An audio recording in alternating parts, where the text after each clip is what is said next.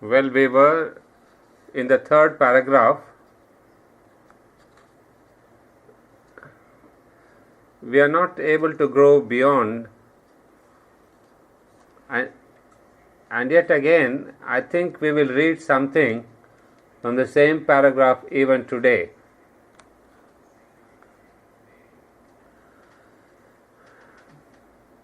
Because as I told you, there are plenty of philosophic ideas in this single paragraph, and I'm trying to dig as many as possible and let us see what it means. You see, we have seen this sentence time and again. The sentence as reads, the Supreme is manifest in her forever as the everlasting Satchidananda, manifested through her in the worlds as the one and dual consciousness of Ishvara Shakti and the dual principle of Purusha Prakriti. We have actually gone into the detail with concept of Ishvara Shakti, dual consciousness, dual principles, which are basically that of Brahman Maya or Ishvara Shakti and Purusha Prakriti. Now after this, there is a new idea that comes in, the idea that comes into play here. Embodied by her, that means, is the Supreme manifest in her, and the Supreme is embodied by her in the worlds and the planes, and their energies and their figure because of her. All that is in the known worlds and unknown worlds, all is her play. With the Supreme, all is her manifestation of the mysteries of the eternal, the miracles of the infinite.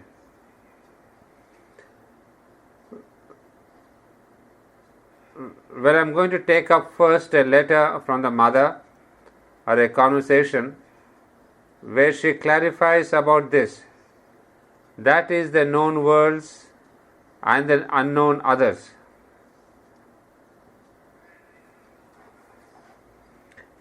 From the collected works of the Mother, volume 17, page 304, there is this is volume 7, page 157. The Mother tells us, there were perhaps many worlds created in an absolutely different way from this our universe. Not only were they there, but perhaps at this moment there are countless universes with which we have no contact, and of which therefore we are totally, and which may exist. So that's what I was referring to, the worlds unknown. And all these unknown worlds, it is she, the Supreme Aditi, who is precisely over all these worlds. Now, there are two ideas that I have to pick up today. One is philosophic, the other one is more psychological. This world, all is her play with the Supreme. Well, we have quite many descriptions of this play.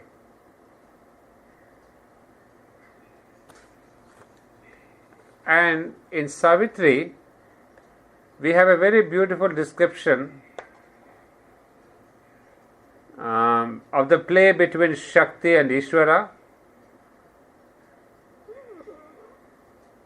Well, there, Sri Aurobindo, I did not bring that passage because close to the play between Purusha and Prakriti rather than Ishvara and Ishwari.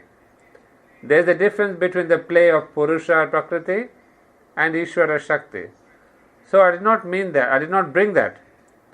But there is a quite philosophic deeper meaning into this word play.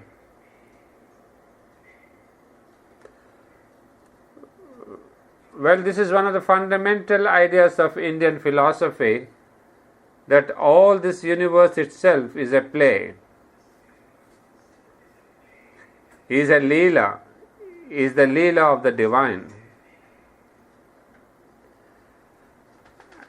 And if it is a leela, what is its impact?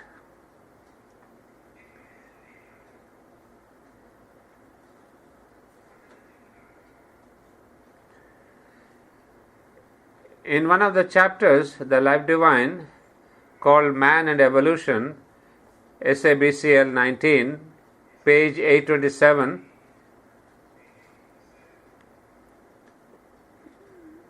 there is a very interesting argument, because if Sri Aurobindo accepts the world as a Leela, then there is a philosophic problem. This is one of the points where Sri Aurobindo departs from the old Indian traditional thought. The traditional idea is that the world is a divine Leela, a divine play. And Sri Aurobindo says, if that is the doctrine, then there is no teleological purpose in creation, and there cannot be. For all is there in the infinite.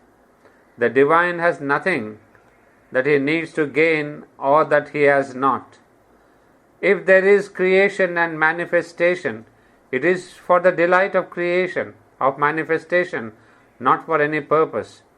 There is then no reason for any evolutionary movement with a culmination to be reached or an aim to be worked out and effectuated, or a drive towards ultimate perfection.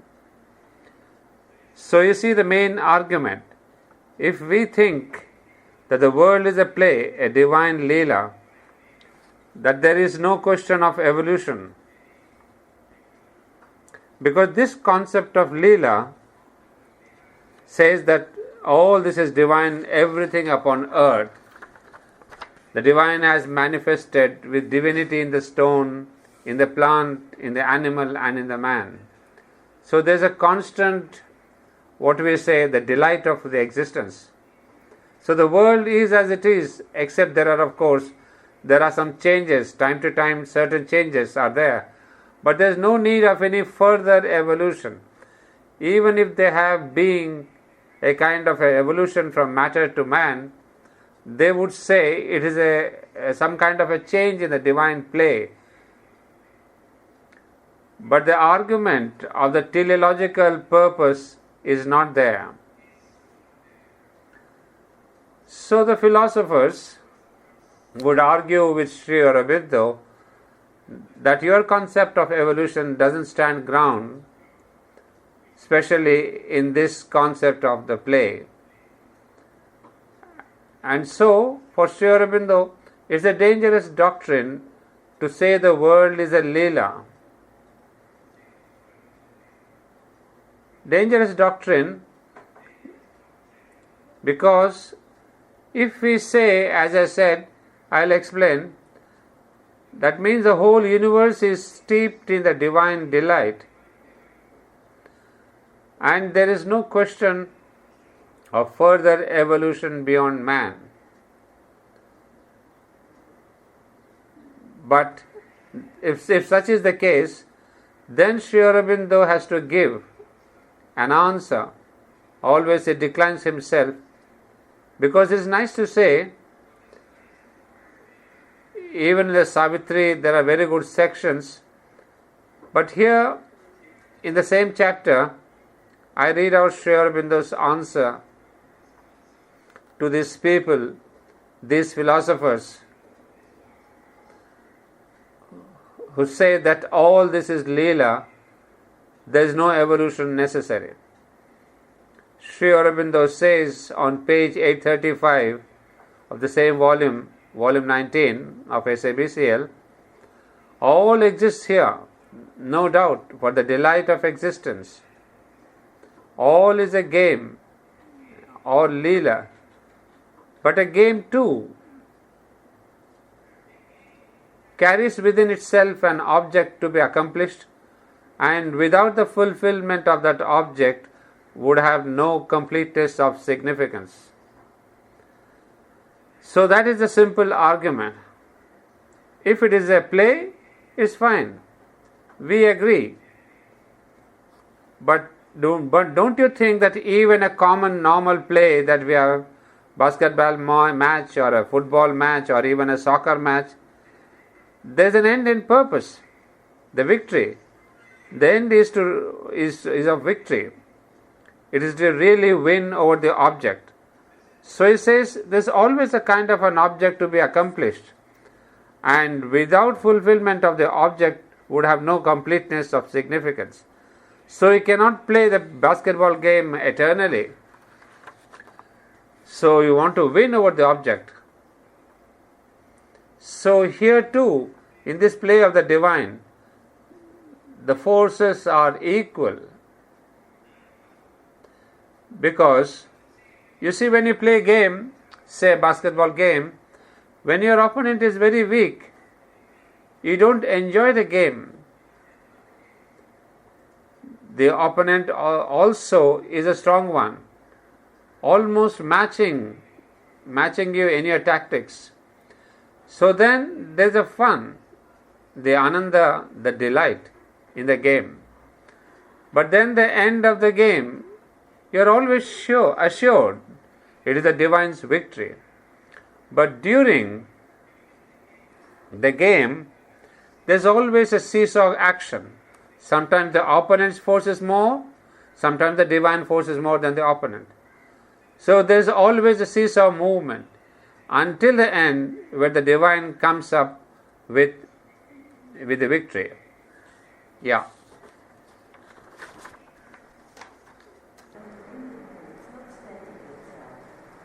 It's not static. It's not static. Also, the game you play is not static. It's process of development of consciousness and experience. Yes, all that the ancients will agree that in the game is very flexible. You can have different opponents. There could be a growth. There could be all kinds of different enjoyment. But what they are against is this question of the next species coming over. That why should there be that we think of the Superman? They say on the realm or in the realm of humanity, there could be all kinds of combination, growth of consciousness, different opponents, different teams, everything. But then the only thing is, they do not agree with Sri Aurobindo's concept that there is the further evolution of the Superman. So Sri Aurobindo is telling, every game has an object. And then he has another sentence here, he says, a drama without denouement may be an artistic possibility, existing only for the pleasure of watching the characters and the pleasure in problems posed, without a solution or with a forever suspended dubious balance of solution. The drama of the earth evolution might conceivably be of that character, but an intended or inherently predetermined denouement is also and more convincingly possible. Well, this is another idea that all this is the divine drama. So Sri Aurobindo is telling, a drama too has a denouement, has an end, has a conclusion. Denouement is an end, the conclusive end. So he says, even a drama,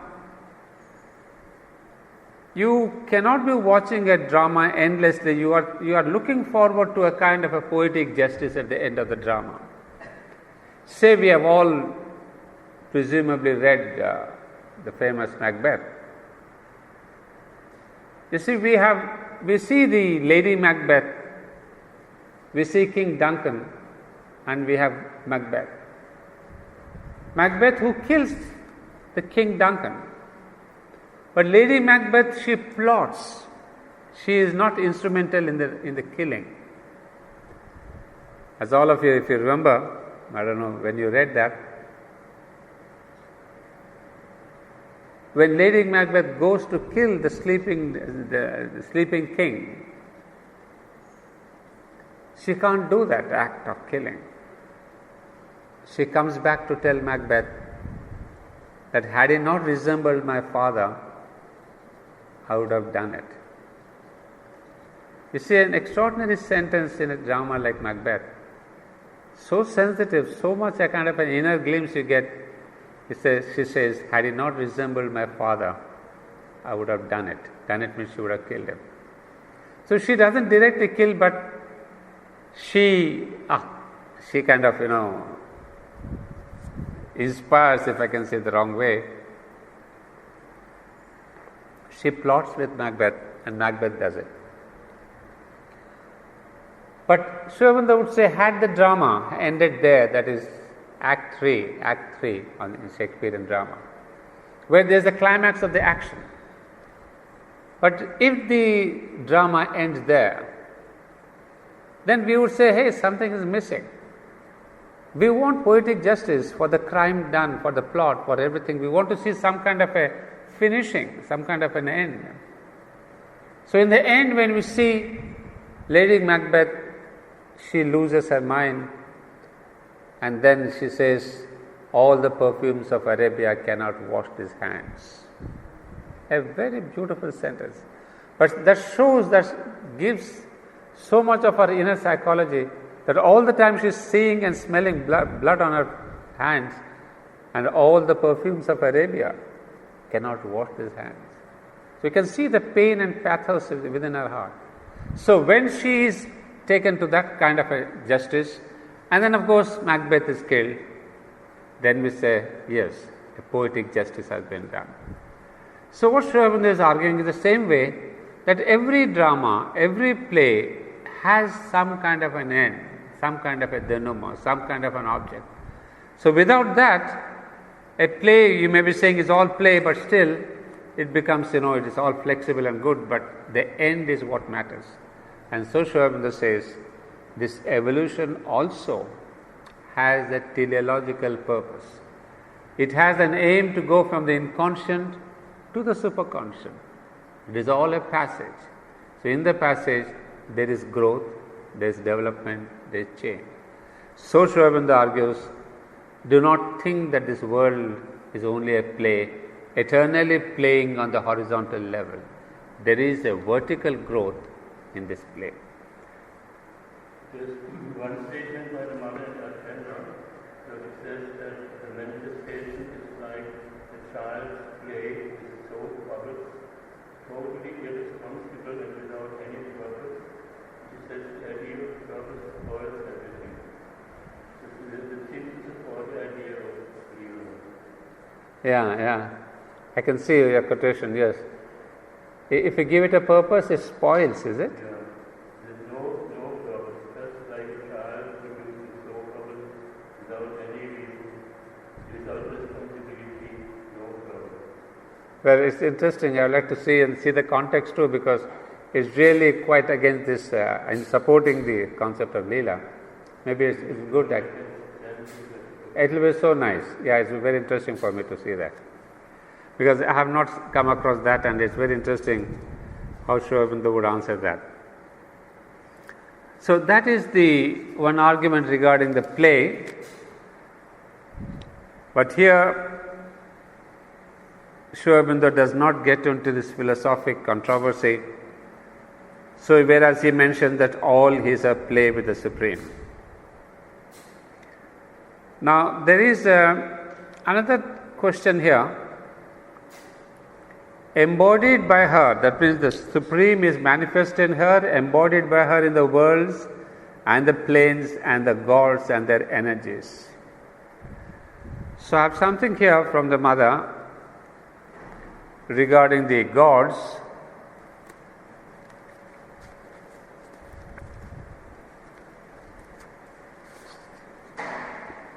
It was a very interesting question. When somebody asks what is the origin of the gods and how did the gods come about?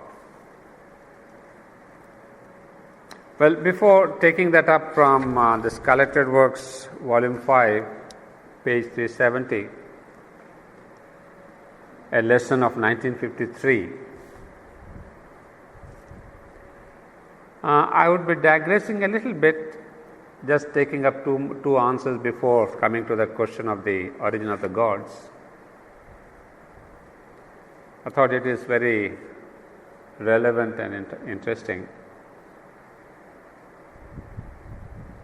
You have said, that is the question somebody is asking the mother, you have said it is in proportion to our trust in the divine that the divine grace can act for us and help.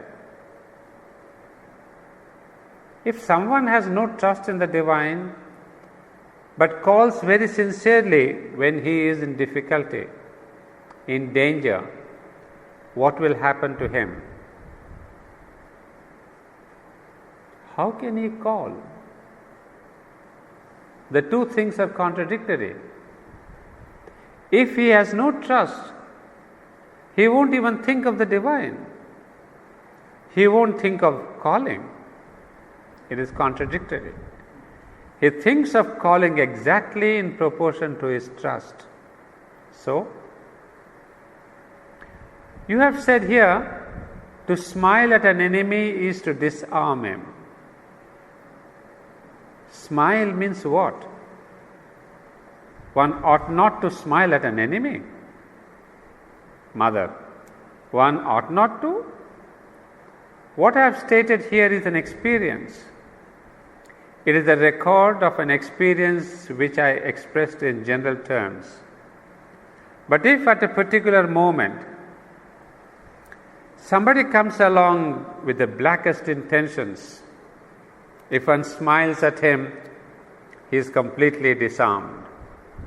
He can do nothing any longer. But one must smile sincerely. One must not just grin or simper and think one laughter. I take smile in a rather complete meaning.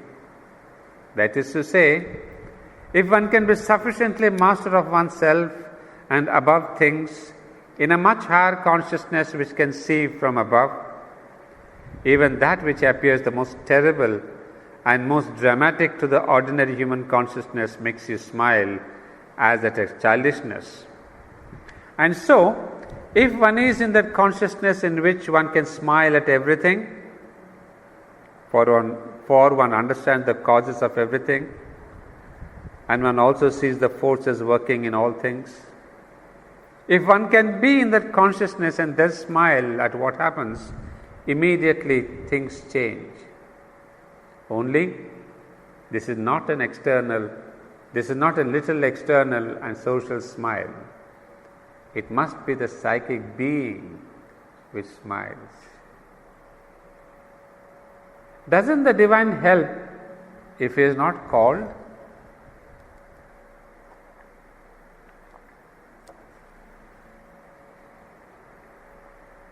It is not altogether like that. The divine consciousness works always, everywhere, and in the same way. The divine grace is active everywhere and in all circumstances in the same way, and so on. But according to your personal attitude, you create within yourself the conditions for receiving what is done or not receiving it. And trust, indeed, trust in the truth, trust in the grace, trust in the divine knowledge. This puts you in that state of receptivity in which you can receive these things. Whilst if you have no trust, you may still try to receive something. There are people, for instance, who fling a sort of challenge. They throw a challenge at the divine and tell him, here is the situation, such as it is. I am in these conditions which seem to me at least inextricable. It is impossible to get out of them. But if the divine pulls me out of this difficulty, I shall put my trust in him. There are many people, they do not formulate it like this, but many feel and think in this way. Well, this is the worst of all possible conditions. Generally, it puts you into a complete whole. And it is exactly the state most opposed to trustfulness. And besides, it's quite a vulgar bargaining. If you do this for me, I shall have faith that you exist. I am going to try and see if you really exist and whether you are what they say. Do this, and we are going to see clearly if you succeed. Then I shall trust in you. And many people do that, even without being aware of it. Any number of men say, how can I have trust in the divine? I have such a lamentable and unhappy life. That is to say, they limit the divine consciousness to their little personal needs. Question: if one has the trust, does the help come automatically? Even an atom of sincerity suffices, and it comes. And if truly one calls very sincerely, not just calling and at the same time saying, we are going to see now if it is going to succeed, that naturally is not a very good condition. But if one calls very sincerely and sincerely needs the answer, one waits, and it always, underlined, always comes. And if one can silence one's mind and be a little quiet, one even perceives the coming of the help and what form it takes. Well, that is the preamble. Now the question is, from where do the gods come? What we just now read about the mother, about the divine creatrix. From where do the gods come? That means, from where means what? From where means what? Mother is asking the question. What is their origin? Who has formed them? But everything comes from the one origin, from the Supreme, the gods also. There is a very old tradition which narrates this. I am going to tell you the story as one does to children, for in this way you will understand. One day God decided to exteriorize Himself, objectivize Himself, in order to have the joy of knowing Himself in detail. See the words, in order to have the joy of knowing Himself in detail. Because I am going to refer to this joy and Ananda later. So first of all, He emanated His consciousness. That is to say, He manifested His consciousness by ordering this consciousness to realize the universe. This consciousness began by emanating four beings, four individualities, which were indeed altogether very high beings of the highest reality. They were the being of consciousness, the being of love, of Ananda rather, the being of life, and the being of light and knowledge. But consciousness and light are the same thing. There we are then consciousness, love and Ananda, life and truth. Truth, that's the exact word. And naturally they were supremely powerful beings, you understand. They were what are called in that tradition the first emanations, that is the first formations. And each one became very conscious of its qualities, its power, its capacities, its possibilities, and suddenly forgot each in its own way that it was only an emanation and an incarnation of the Supreme. And so this is what happened. When light or consciousness separated from the divine consciousness, that is when it began to think it was the divine consciousness, and that there was nothing other than itself, it suddenly became obscurity and inconscience. And when life thought that all life was in itself and that there was nothing else but its life, and that it did not depend at all upon the Supreme, then its life became death.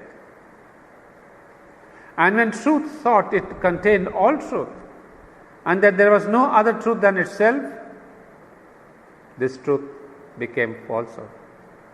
And when love or Ananda was convinced that it was the Supreme Ananda, and that there was no other than itself and its felicity, it became suffering.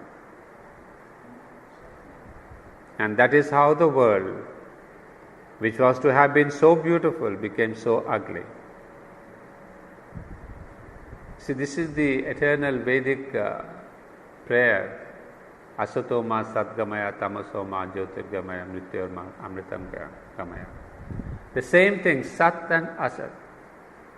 This is again the same darkness to light, mortality to immortality. Only the fourth thing that we get added is the Ananda and the suffering, which is not there in the original prayer, but we get that in the Mother, that love and Ananda turns to suffering.